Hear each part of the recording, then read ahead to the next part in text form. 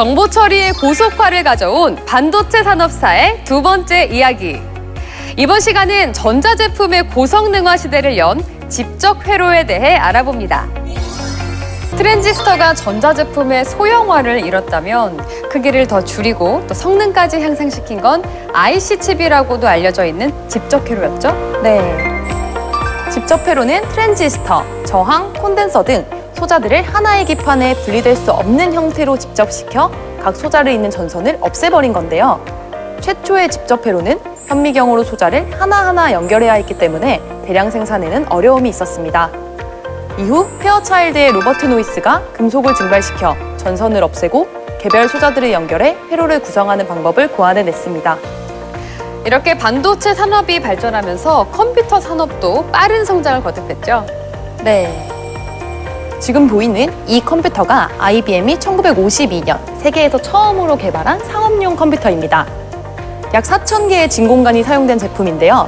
미국 에너지국인 원자력위원회에 납품될 만큼 우수했던 제품입니다. 네. 이후에는 우주 산업에 사용되는 컴퓨터도 개발이 되죠? 네. 지금 보이시는 이 컴퓨터가 바로 1962년 MIT에서 개발한 아폴로 유도 컴퓨터인데요.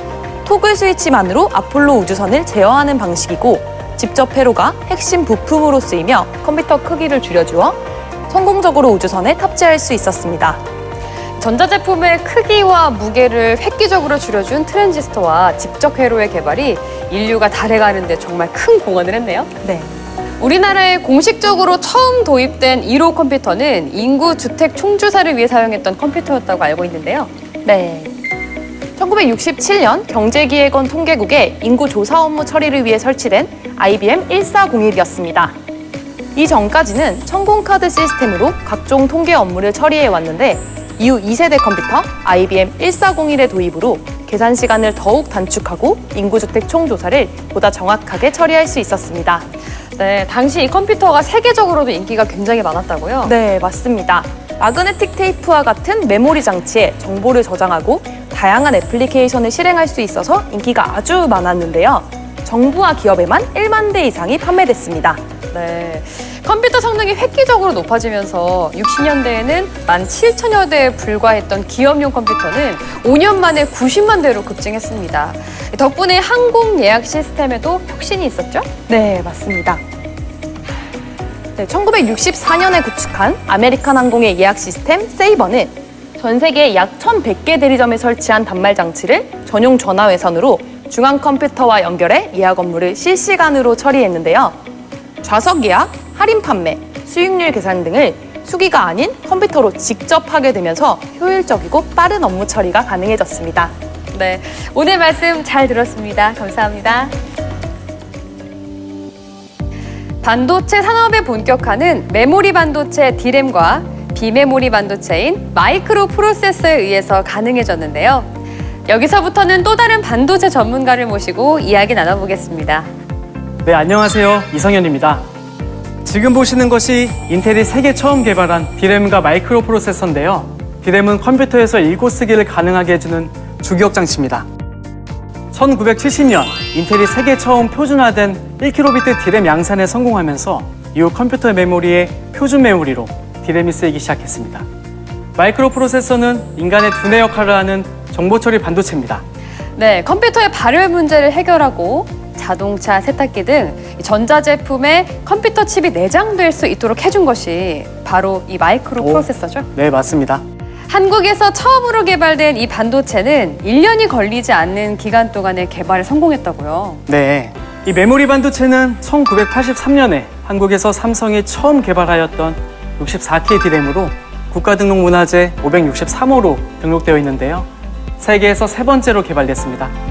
처음으로 대량 생산된 가정용 컴퓨터는 1977년 애플에서 개발한 이 일체형 컴퓨터죠? 네, 맞습니다. 키보드, 메인보드, 전원 장치가 하나로 합쳐진 일체형 컴퓨터였는데요. 주변 장치를 연결해서 사용하거나 게임이나 교육 등 다양한 프로그램을 직접 제작할 수 있어 기업용으로 인식되던 컴퓨터 시장을 가정용으로 확대하는 계기를 마련해 두었습니다. 네, 개인용 컴퓨터, 그러니까 PC라는 용어가 처음으로 사용된 건 3년 뒤 IBM이 선보인 이 컴퓨터부터였죠? 너무 잘하시네요. IBM PC 5150인데요. 출시 4개월 만에 5만 대나 판매됐죠. 네, 이러한 개인용 컴퓨터의 보급 확산이 1인 1PC 시대의 서막을 열었다고 볼 수 있겠는데요. 실제로 타임지에서도 이러한 시대적 흐름을 보여준 사례가 있었고요. 네, 타임지에서 매년 가장 영향력 있는 올해의 인물을 선정하는데 지금 보시는 것처럼 1982년에 처음으로 인물 대신 컴퓨터를 선정했습니다. 이렇게 세계 컴퓨터 시장이 급격히 성장하는 가운데 대한민국은 메모리 반도체 세계 1위의 자리에 당당히 오르게 되죠. 네, 맞습니다. 아까 말씀드렸듯이 삼성은 1983년에 세계에서 세 번째로 64K 디램을 개발한 뒤 디램의 성능을 꾸준히 높여 1992년 세계에서 처음으로 64메가 디램 개발에 성공하였고 이 디램은 2020년 국가중요 과학기술 자료로 등록되기도 했습니다. 네, 반면 이 비메모리 반도체의 경우 1993년 인텔에서 310만 개의 트랜지스터를 집적한 펜티엄 프로세서를 개발해 PC 시장을 견인했죠. 네, 이렇게 두 반도체 모두 집적도를 올리면서 크기, 가격, 전력 소모량은 획기적으로 줄고 성능과 용량은 향상됐는데요.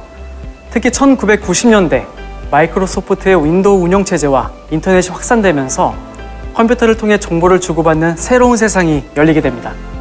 전자제품의 고성능화를 가져온 집적 회로의 발전으로 인류는 이전에는 경험하지 못했던 온라인 세상을 경험하게 됐는데요.